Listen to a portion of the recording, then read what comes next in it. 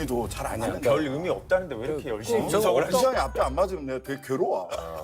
여야 각 정당 의원들이 모여서 현실에 대해서 입장을 가감없이 얘기하는 시간, 서전 스페셜 여야의 밤 시간입니다. 자, 오늘 말이죠. 저희가 이제 항상 초재선 분들을 모시는데 오늘 약간 좀 뭐 초재선에 한정하지 않고 조금 이제 넓혔습니다. 예, 그래서 오늘은 새로운 농객을 한번 저희가 모셨고요. 자, 이따 제가 좀 소개를 해드리도록 하고 정당 의석순으로 소개를 해드리도록 하겠습니다. 자, 날카롭게 예측하고 분석하는 법사랑 브레인 더불어민주당 제주시 의뢰 김한규 의원님 모셨습니다. 예. 반갑습니다. 자, 오늘 말이죠. 첫 출연이신데요. 이번 좀 소개를 해드려야 되는데 박근혜 대통령 비서실 행정관 하셨고요. 윤석열 대통령 대선 캠프 대변인을 거쳐서 국민의힘 선임 대변인 윤희석입니다. 논평 말씀드리겠습니다. 국민의힘 핵심 스피커로 활동하고 계신 분입니다. 국민의힘 윤희석 전 선임 대변인 모셨습니다. 예. 안녕하십니까? 네. 자, 그리고 쇠빙선에 꺼지지 않는 파워 엔진 조국 혁신당 비례대표 신장식 의원님 모셨습니다. 예. 네, 반갑습니다. 네. 신장식입니다. 자, 그리고 말이죠. 일당백의 장수입니다. 개혁신당 비례대표 천하람 의원님 모셨습니다. 예. 네, 반갑습니다. 천하람입니다. 예. 아무래도 이제 뭐 윤희석 전 대변인님이 이제 방송 활동 많이 하시니까 세 분하고는 뭐 이렇게 좀 뵌 적이 있고 친분이 좀 있으시죠? 예, 자주 뵙고요. 또 뭐 개인적인 인연도 있고 친분이 있다고 저는 생각하는데 다른 분도 어떻게 생각하실지 모르겠습니다. 오늘 그 윤희석 전 선임 대변인 활약이 아주 기대가 됩니다. 한동훈 전 대표와 함께 여의도 순복음교회에서 영빨을 받고 오신 날이라서 오늘이 교회가 같이 가셨더라고. 빨이 뭡니까? 그러면 영성, 예. 성령의 힘. 친한 게 이제 원인 네. 인사로 이제 그러니까요. 거기 계실 줄 몰랐어요. 그런 상황인가요? 어떤 건가요? 네, 그런 사이입니다. 그런 상황이라고. 그런 사이고 그런 상황이에요.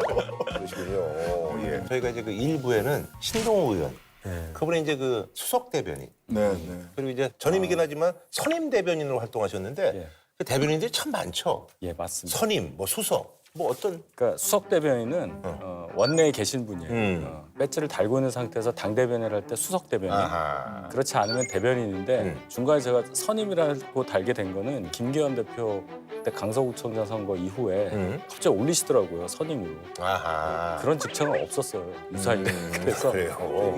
얘기에 앞서서 그 탄핵 선고가 이제 사실 이제 뭐 지난주에 저희 이제 방송에는 안 나갔습니다만 뭐 이제 여쭤봤더니 그랬더니 뭐 다 14일로. 금요일 날 알 것이다라고 했는데 저희가 이제 방송 한 2주에 뭐 금요일이나 목요일 정도에 나간다고 이렇게 얘기를 많은 분들이 하셨는데 뭐 좀 선거에 어떤 그 변화가 좀 있을까요? 예상하시기에는?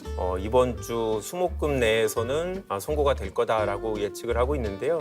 이번 주에 사실은 뭐 결정한다고 해서 큰 문제가 있냐.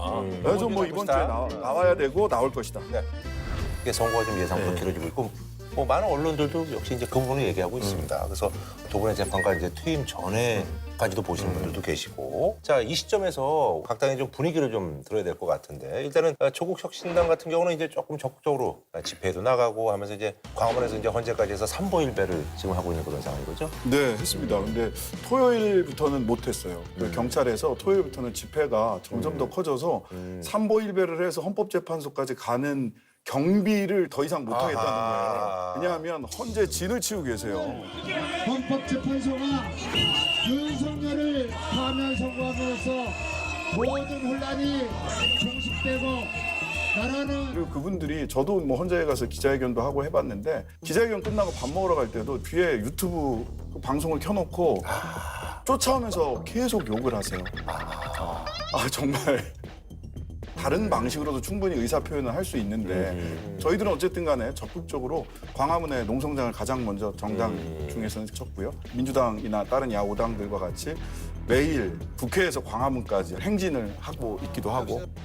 근데 지난번에 제가 네. 사실 이제 끝나고 나서 어디 가서 의례적으로 물어봤더니 저 국회에 지금 농성하러 가야 된다고 그렇게 이제 얘기했는데 지금 그 농성은 계속 하고 있는 겁니까? 그렇죠. 저 오늘도 이제 광화문에서 1인 피켓 시위를 하다 왔고 신장식 의원님 말씀하신 대로 야 5당이 국회에서 광화문까지 걸어가는데 첫날 한 3시간 걸렸는데 이제는 2시 아니면 주파하고 있습니다. 맞아요. 갈수록 이렇게 빨라지고 있고 그래요? 천 의원님이 비판하셔갖고 저희 보좌진들 쉬어라고 해갖고 이제 저 혼자 하고 미세먼지 저도 좀 걱정이 돼서 마스크를 쓰고 가고 있는데 저도 이걸 한다고 뭐 헌법재판소가 탄핵을 안 해주려다가 해주지는 않을 거고 그리고 이게 본연의 업무라고 생각하지는 않아요. 이제 법조인으로 생각하면 이게 재판하고 아무 상관이 없는데라는 생각이 들다가도 같이 걷고 하면서 정말 뭐 목이 터져라 외치시는 분들 보면 아 이게 사람한테 좀 공감하게 되는 부분이 있어요. 같은 뜻을 가진 사람이 같이 걸어간다는 것만으로도 뭐 용기가 되고 힘이 되는 걸 보면서 비판은 받더라도 저희는 그대로 하겠다. 그래서 좀 빨리 끝내고 싶으니까 헌재가 빨리 결정 좀 해줬으면. 네. 자, 지금 국민의힘 나경원 의원 등 82명의 의원이 윤석열 대통령 탄핵 심판 각하를 요청하는 이제 탄원서를 헌재에 제출했는데 소추동 일성이 없는 내란 철회를 불허하고 대통령 탄핵 심판을 각하해 줄 것을 청구합니다. 설령 계엄이 헌법 또는 법률 위반에 해당한다고 하더라도 민주당의 의회 독재의 심각성을 고려해서 기각 결정을 해주실 것을 요청합니다. 자, 이 탄원서 뭐 어떤 의미가 있는지 아무런 의미가 없죠. 아무런 효과도 없고. 근데 이제 어쨌든 정치적인 의미는 정치적인 의미는 국민의힘에서 내부적으로 탄원서를 안 쓰기 어려운 분위기를 유도해 가서 의원들이 어쩔 수 없이 쓰는 분들이 더 늘어났다. 뭐 이런 의미는 있는 것 같고요. 하루에 헌재에 지금 탄원서가 100건씩 들어온답니다. 그러니까 국회의원 거라고 특별히 봐줄 수가 없는 거잖아요. 원래 법적으로 탄원서는 피해자가 그래 가해자에 대한 처벌을 뭐 좀 선처해달라든지 이렇게 할 때나 의미가 있는 거지 저희 국회의원들이 탄원서 낸다고 헌법재판소가 전혀 심각하게 봐주지 않을 거라고 생각합니다. 나경원 의원이나 여기에 이름 올린 많은 의원들도 네. 법조인 출신 아니겠어요? 네네. 이게 아무 의미 없다는 건 다 잘 알 겁니다. 저는 오히려 이런 거는 친한계 고립 작전이 아닌가 하는 생각이 듭니다. 일단 좀 얘기 좀 들어보도록 하겠습니다. 그러니까 이 말씀하신 대로 이게 여기에 이름을 안 올리면 이상한 것 같은 분위기를 만들어 놨습니다. 그러니까 82명 같으면은 108분 중에 뭐 아주 절대적인 다수죠. 예, 맞아요. 뭐 여기 안 올리신 분들은 아마도 대체적으로 비상계엄이 위헌이었다라고 하는 한동훈 대표의 선언에 공감하시는 분들, 일부는 탄핵 소추에도 찬성하신 분들일 겁니다. 근데 공교롭게도 지금 국민의힘의 의석 상황에서 그분들은 상당수 친한계 의원들이란 말입니다. 주류라고 할 수 있는 아직까지 친윤 의원들이 계속해서 밀어붙이면서 친한계를 아주 소수파 취급하고 배신자 프레임에 가두면서 이거는 윤석열 대통령에게 잘 보이고 줄 서는 것도 있지만 이걸 넘어서서 혹시 조기 대선이 있다라고 할 경우에 아하. 우리가 당내 주도권을 쭉 끌고 가겠다라고 하는 포석이 있는 거죠. 근데 여기서 말씀하시는 것처럼 진짜 그 친한계 어떤 그 고립 작전 이런 것도 좀 이건 어떻게 생각하세요? 그렇게 해석할 수도 있는데 네. 지도부도 안 했어요.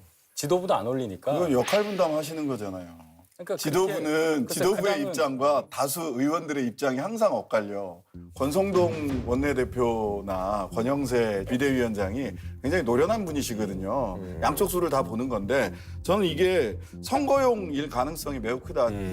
내용도 보십시오. 좀 이상하잖아요. 설령 위반에 해당한다 해도 더불어민주당의 의회 독재 심각성을 고려해 기각 결정해달라. 뭔 소리입니까 이게. 앞에는 자백, 예. 뒤에는 의미 없는 말. 헌법재판소에 탄원서 쓰면서 바로 이 문장 자체로 피장파장의 오류 같은 거를 만들면서 말도 안 되는 얘기하고 있는 거 아니겠습니까? 그래서 내용이나 헌재에 미치는 영향력보다도 정치적인 어떤 이거는 행위다. 정치적인 당내 주도권 싸움이다. 나경원 의원이 김기현 의원하고 당권 경쟁을 할 때 연판장으로 인해서 출마를 못했잖아요.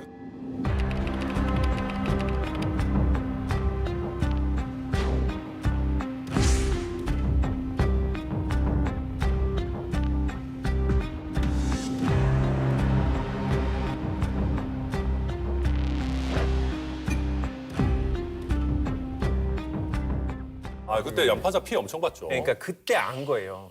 연판장을. 이걸로 효과가 있구나. 이걸로 친한계를 밀어야겠다. 한번 당해보니까 이제 입장을 바꿔서 주류가 되시니까 한번 세게 한번 써보시는 거죠. 이주류 억압에는 연판장이 최고다. 이걸 딱 깨달으신 거죠. 예. 저희 당 사정을 잘 모르셔서 맞는 말씀을 잘 들었습니다. 이게 연판차 개념은 아니고요. 말씀하셨듯이 아무 효력이 없다는 건 다 아시잖아요. 세 분 다 저 빼고 법조인이시니까 너무나 잘 아실 거고 그런 것을 바라고 했다기보다는 여러분들 삼보일배 하시고 1인 피켓 시위 하시고 뭐 도보행진 하시고 하는 거와 똑같은 거다. 예, 그거 뭐가 다르겠습니까? 사실 저기 지금은 없습니다만 옛날에 이제 네, 수험생 네. 다니던 어머니께서 이제 엿 같은 거 붙이면서 뭐 여시에 그렇게라도 좀 해야지 간절한 마음이 좀 전달되지 않을까 뭐 이런 그런 간절함이라고 보시는 거죠? 간절한 거죠. 저는 이 좀 아무리 간절해도 앞뒤는 좀 맞추셨으면 좋겠다. 더불어민주당 의회 독재 심각성을 고려해 기억해달라. 자, 계엄령 내리고 그때 국회 들어오고 한 거는 더불어민주당을 향해서 한 게 아니에요. 전 국민을 대상으로 계엄령 선포해 놓고 더불어민주당에 대한 혐오, 야당에 대한 혐오를 부추기면서 이거를 은근슬쩍 넘어가려고 하는 되게 의도도 그리고 논리도 잘 안 하는 별 의미 없다는데 왜 이렇게 열심히 제가 분석을 없다고 하시고 그랬는데 아까 진행자 말씀하셨잖아요. 엿붙이는 마음으로 하는데 거기 논리가 어디 있어요? 맞아요. 똑같이 보잔 말이에요. 아니 그래도 나경원 판사 출신이신데 만든 지 오래됐어요. 아니 이런 문장이 앞에 안 맞으면 내가 되게 괴로워. 자, 요 얘기를 한번 좀 해봐야 될 것 같은데 사교육비 관련해서요. 초중고 사교육비가 29조 2천억인데 지난해 32조 원대 삼성전자 영업이익과 맞먹는 규모라고 하니까. 아이고야. 정부가 사교육 카르텔을 내세우면서 사교육비를 잡겠다고 공언했지만 공정한 교육 기회를 박탈하는 사교육 카르텔을 뿌리부터 혁파하고 있습니다. 지난해 우리나라 초중고 학생의 사교육비는 29조 2천억 원으로 전년 대비 2조 원 넘게 늘어났습니다. 학생 수가 줄었는데도 역대 최고 기록을 갈아치운 겁니다. 불안정한 교육 입시 체제에 적자는 부담을 느끼기 때문입니다. 오락가락 정책이 이제 사교육을 자극하고 있다라는 그런 평가 많은 분들이 얘기하시는 건데 네 분의 생각을 좀 듣고 싶어요. 예, 우리 부모님들이 여러분들의 어떤 직업에는 동의하지 않습니다만 여러분들의 출신 대학교에는 다 동의하는 거 아니겠습니까? 방송을 보시는 분들이 야, 저 천하람이 저 사람 저 고대 나왔어. 저 신장식 저 사람 저 서울대 나왔잖아. 뭐 진짜 그렇잖아요. 그래서 이거 어떻게 보시는지 궁금합니다. 그러니까 이거는 손을 대면 될수록 돈을 더 많이 쓰게 될 겁니다. 그러니까 정부에서 예. 그러니까 무슨 말이냐면 정부에서 뭘 자꾸 바꾸고 뭐 하고 킬러 문항 없앤다 그러면 그거를 대비하는 학원이 특강을 생기고. 들어야 되고요. 킬러 문항이 빠지면 그 자리를 이른바 준 킬러 문항이 채울 거라는 전망이 많습니다. 덜 어렵지만 대신 푸는데 시간이 많이 걸리는 이른바 준 킬러 문항을 집중 공략하는 방식입니다. 학원들은 이미 지난주 주말부터 맞춤 설명회를 열고 있습니다. 의대생 더 뽑는다 그러면 N수생들 더 늘어나서 사교육비 더 들어가고 재수생, 삼수생, 이른바 N수생 비율이 28년 만에 최고치를 기록했습니다. 입시 제도가 복잡해지고 막 정말 알기 어려워질수록 입시 컨설팅에 돈을 어마어마하게 때려 넣어야 됩니다. 그래서 정부가 오히려 사교육 시장 도와주고 있다. 옛날에 사교육 카르텔 때려잡겠다고 하더니 제일 열심히 도와주고 있어요. 그래서 이거는 정말 저도 지금 10살짜리 애를 키우고 있는데 많은 학부모들의 바람이 제발 좀 긴 기간 동안 뭘 건드리지 말고 좀 놔두자.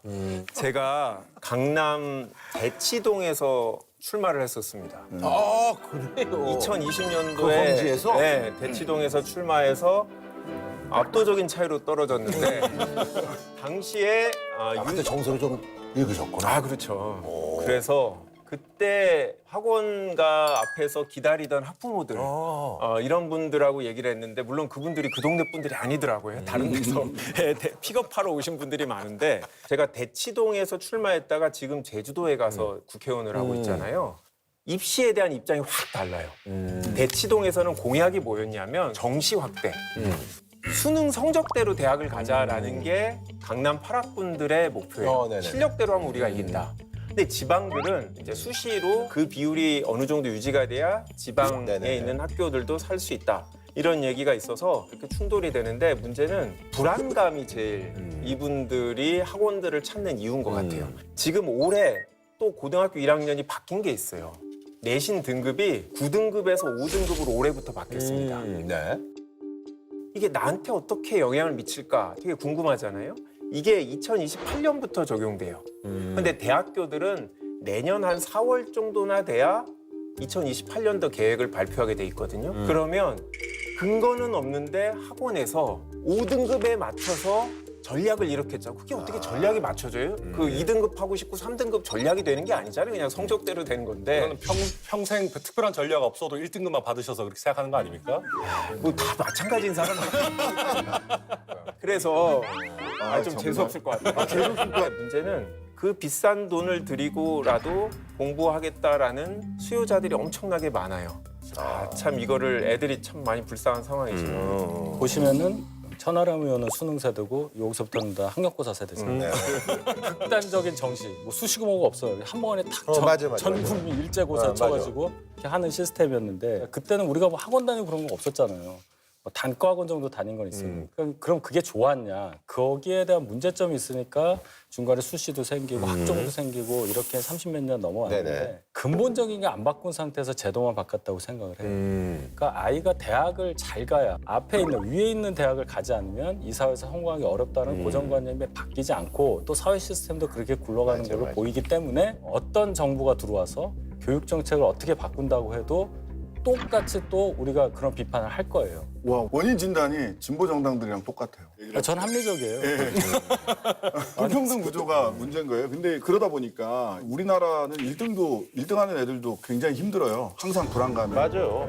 그러다 보니까 공포 영화 주제가 2등이 우리 1등 어떻게 됐으면 이런 공포 영화가 나오잖아요. 요즘 이제 뭐 학원물이라든 이런 거 보면 그런 거. 다 그런 거예요. 그러니까 1등, 2등도 다 불안해. 근데 핀란드나 여기는 교육의 목표 자체가 달라. 우리는 이제 수월성 교육, 즉 경쟁 교육을 통해서 1등을 누가 할 거냐를 가리는 거라면 핀란드는 교육 목표가 협동 교육이에요. 누가 주변 사람과 협동하느냐, 협동할 수 있는 능력을 가장 높이 쳐주는 교육이거든요. 그러니까 불평등 구조를 바꾸고 교육의 목표 자체를 수월성 교육이 아니라 협동 교육으로 바꾸지 않으면 이게 땜질식 처방은 사교육 육성 정책이 될 수밖에 없는 근본적인 한계가 있어요. 그럼 자연스럽게 이제 뭐 얘기로 이어가서 유명 영어 유치원 입학을 위한 4세 고시, 또 유명 학원에 들어가기 위한 이제 7세 고시까지 치르는 지금 이제 4세 고시란 말이 있습니다. 4살 아이들이 영어 유치원에 들어가기 위해서 보는 시험을 이렇게 부릅니다.